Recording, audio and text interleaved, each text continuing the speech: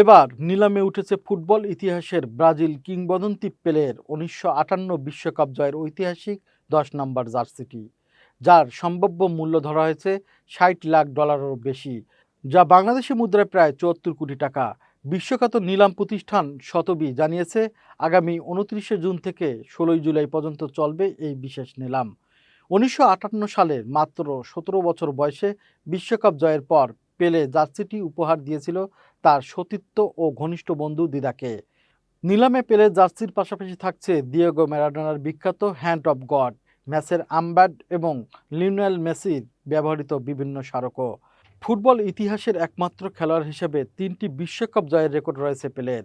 ২০২২ সালে ৮২ বছর বয়সে মৃত্যুবরণ করলেও তার কীর্তি আজও ফুটবল প্রেমীদের হৃদয় অমলিন।